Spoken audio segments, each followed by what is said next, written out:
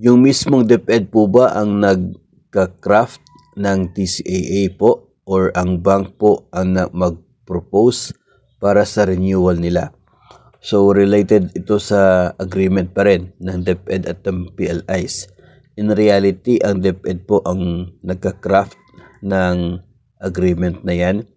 Then DepEd, bago po siya mag-craft, ay pwede naman po na sumailalim ito sa consultations with the PLIs.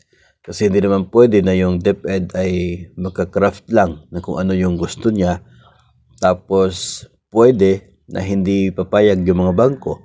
Hindi, ang mayayari niyan, walang mag-a-apply ng accreditation, walang magpapautang sa atin na direct sa payroll deduction. So, last year, 2025, ay nag-post naman si DepEd Secretary Sani Angara na nagkaroon nga ng meeting between DepEd and the PLIs.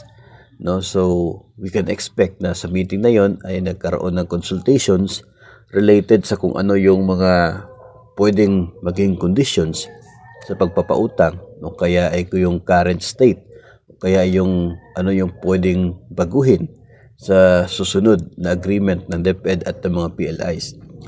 So, importante kasi yon para hindi po masasayang yung oras, no? Kasi hindi pwede mag-craft ka tapos wala mag-a-apply, di sayang lamang po yun. Yung paghihintay, yung period, magka-craft ka na naman uli. So, maganda po yun na maaga pa lang ay magkakaroon ng consultation, o kaya ay pwede nagkaroon na ng consultation noon.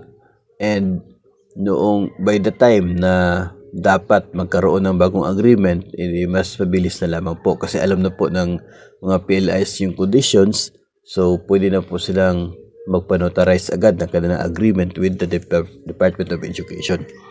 So si DepEd yung nagka-craft, kapag si PLI is papayag sa mga conditions na nandoon, ay mag-apply siya ng accreditation, o kaya kung existing na siya, re-accreditation.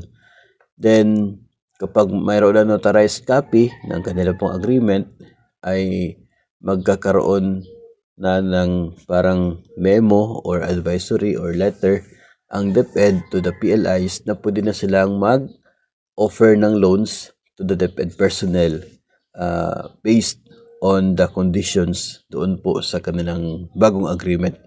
So, yun po ang exciting part dahil ngayon po 2026, baka magkakaroon ng mga bagong conditions sa pagpapautang ng PLIs to the DepEd personnel.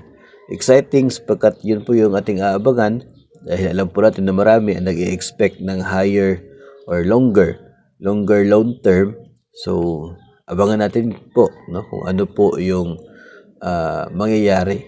Magkakaroon ba ng longer loan term o kaya ay mananatili sa maximum na 5 years loan term. So, magsisiguro po natin na atin po itong ibabahagi sa inyo the moment na lalabas ang DepEd order para po sa purpose na yan.